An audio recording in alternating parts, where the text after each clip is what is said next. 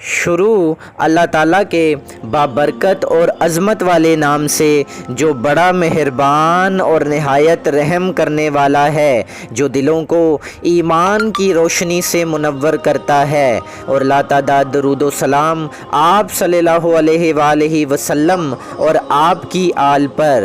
Rising اسلام کے دیکھنے اور سننے والوں کو علی رضا کا سلام۔ کیسے ہیں دوستو؟ آج کی اس اہم اور معلوماتی ویڈیو میں ہم مسلمانوں کی فرانس کو فتح کرنے کے لیے کی گئی کوششوں اور اس کے نتائج کے بارے میں جانیں گے۔ مسلمان جب مغرب کی وادیوں میں کامیاب ہو رہے تھے اور سارا یورپ مسلمانوں کے سامنے سر جھکائے ہوئے تھا، تب کون سے ایسے واقعات پیش آئے کہ جس کی وجہ سے افریقہ میں بربروں نے علم بغاوت بلند کر دیا؟ یہ سب جانیں گے ہم آج کی اس اہم اور معلوماتی ویڈیو میں۔ اگر آپ ہمارے چینل پر نئے ہیں تو ہمارے چینل کو سبسکرائب کر کے بیل آئیکن کے بٹن کو ضرور دبائیں تاکہ ہماری ہر آنے والی ویڈیو آپ تک آسانی سے پہنچ سکے۔ دوستو، یورپ کی سرزمین پر مسلمانوں کے قدم ولید کے عہد میں پہنچ چکے تھے۔ موسیٰ بن نصیر اور طارق بن زیاد کی متحدہ کوششوں کے باعث اسپین پر مسلمانوں کی حکومت قائم ہوئی تھی، اس لیے فرانس کو فتح کرنے کا خیال اسپین کی فتح کے بعد ہی پیدا ہوا۔ جس گورنر کو بھی اسپین روانہ کیا جاتا، وہی فرانس کی جانب حملہ کرنے کا خیال کرتا، لیکن اس ملک پر اہم حملہ ہشام کے زمانے میں ہوا، جس میں مسلمان وسط فرانس تک پہنچ گئے اور کئی علاقے فتح کرنے میں کامیاب ہوئے۔ سن 107 ہجری میں اسپین کے حاکم امیر انصبا نے کئی چھوٹے چھوٹے علاقوں کو فتح کرنے کے بعد دریائے ریہون کو عبور کر کے برگنڈی اور اولٹن کے علاقے پر حملہ کر دیا۔ حاکم اسپین نے بہترین جرنیل ہونے کا ثبوت پیش کیا، وہ جس علاقے کا رخ کرتے اسے فتح کر کے ہی دم لیتے، لیکن ایک جھڑپ میں خود بری طرح زخمی ہو گئے۔ زخم اتنے خطرناک تھے کہ وہ اچھے نہ ہو سکے اور انتقال فرما گئے۔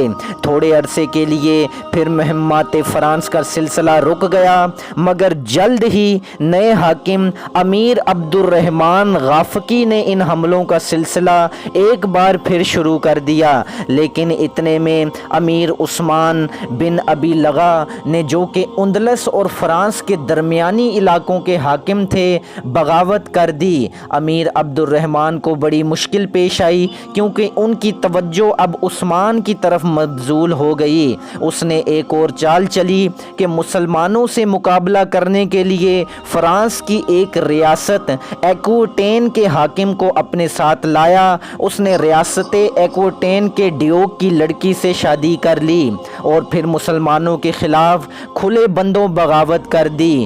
ڈیوک آف ایکوٹین مسلمانوں سے جنگ کرنے کے لیے تیار ہو گیا۔ جنگ ہوئی ضرور، مگر اس میں ڈیوک بری طرح شکست کھا گیا اور مسلمان لیانس، بساتکن، پوئٹرز وغیرہ کے علاقوں پر قبضہ کرنے میں کامیاب ہو گئے اور بورڈو کی بندرگاہ تک پہنچ گئے اور یہاں پر ان کی حکومت قائم ہو گئی۔ دوستو، اب یورپ کی مختلف حکومتوں کو اس بات کا احساس ہوا کہ مسلمانوں کی طاقت بہت بڑھ گئی ہے اور انہیں روکا نہ گیا تو سارا یورپ ان کے قبضے میں چلا جائے گا۔ اس لیے اپنے بچاؤ کے لیے انہوں نے مسلمانوں کے خلاف متحدہ محاذ بنایا۔ جرمن شاہی دیوان کے ناظم چارلس مارٹل نے تمام ریاستوں کو خطروں کی اہمیت سے آگاہ کیا اور انہیں بتایا کہ وہ دن دور نہیں جب ان کی آزادی ختم ہو جائے گی اور مسلمان ان کے ملک پر قبضہ کر لیں گے۔ چنانچہ ناظم چارلس مارٹل کے کہنے پر ایک زبردست لشکر تیار ہو گیا۔ ڈیوک ایکوٹین اور چارلس مارٹل میں پرانی دشمنی چلی آ رہی تھی، لیکن مسلمانوں کے حملے کے خطرے نے دونوں کو متحد کر دیا۔ ادھر مسلمان بھی غافل نہیں تھے، وہ بھی ہر مصیبت کا مقابلہ کرنے کے لیے نکلے تھے۔ آخرکار ٹورس کے مقام پر دونوں فوجوں کا مقابلہ ہوا۔ لڑائی ہو رہی تھی کہ کسی نے یہ افواہ اڑا دی کہ कि मुसलमानों के तमाम कैंप खतरे में हैं। सिपाहियों ने मैदान छोड़कर अपने कैंपों की जानिब भागना शुरू कर दिया। अमीर अब्दुर्रहमान ने इन्हें कई बार कहा कि अगर कामयाबी हुई तो फिर उन्हें कैंपों की क्या परवाह है, मगर सिपाहियों के दिमाग कुछ ऐसे फिरे हुए थे कि उन्होंने एक ना सुनी और अपनी मनमानी की। चुनाचा इस रवैये ने जंग के नक्शे को ही बदल कर रख दिया। इस गलती के बायस हाथ में आई हुई हुकूमत उन्होंने खुद अपने हाथों से खो दी, क्योंकि दुश्मन ने थोड़ी सी कोशिश की और मुसलमानों की बाकी मानदा फौज पीछे हटने लगी। ये जंग यूं भी बड़ी नुकसानदेह साबित हुई, क्योंकि इस जंग में मुसलमानों की बहुत बड़ी तादाद मैदान में काम आई और बड़े बड़े नामी बहादुरों की लाशें मैदान में पड़ी हुई थीं। इसलिए नोरस के मैदान को अरब तारीख़ में बिलादुश्शुहदा कहते हैं। हिशाम को इस वाक़ये की इत्तला पहुँच गई। उसके गुस्से की कोई इंतहा ना रही।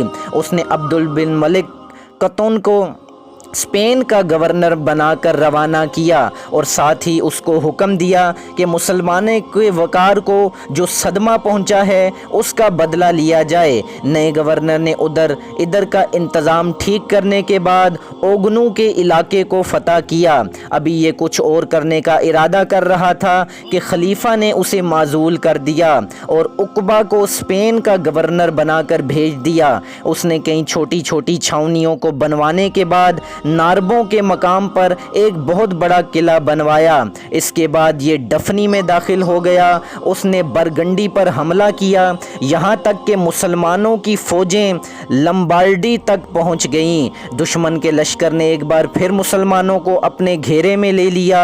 मुसलमानों ने बड़ी बहादुरी से मुकाबला किया, लेकिन ये बड़ी बदकिस्मती की बात थी कि मुसलमानों की आपस की फूट ने हालात को बदल दिया और पेशकदमी रुक गई।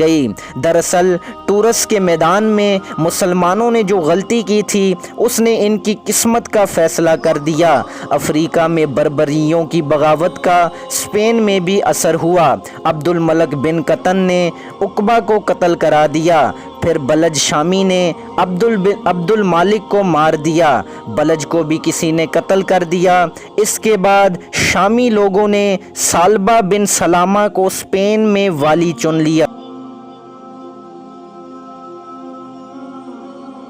दोस्तों, मुसलमान मगरिब की वादियों में कामयाब हो रहे थे और सारा यूरोप मुसलमानों के सामने सर झुकाए हुए था, मगर चंद ही दिनों के अंदर हालात कुछ ऐसे बदले कि सारे ख्वाब झूठे होकर रह गए। किस्सा दरअसल ये था कि अफ्रीका के बर्बरों ने मुसलमानों की हुकूमत के ख़िलाफ़ अलम बगावत बुलंद कर दिया। इस बगावत की कई वजूहात थीं। एक तो ये कि अरबों और अफ्रीका के बर्बरों के दरमियान पुरानी दुश्मनी चली आ रही थी। इस दुश्मनी का आगाज़ यूँ हुआ कि अरब अफ्रीका के बर्बरों को वहशी ख्याल करते हुए अच्छी नज़र से नहीं देखते थे। दूसरी वजह यह थी कि 112 में गैर अरब मुसलमानों पर वालिये तंजा ने दोबारा जिज़िया लगा दिया। इसकी वजह यह थी कि वालिये तंजा उमर बिन अब्दुल्ला का सलूक यहाँ के लोगों के साथ कुछ अच्छा ना था। इन तमाम बातों की वजह से बर्बर मुसलमानों की हुकूमत से नालां थे।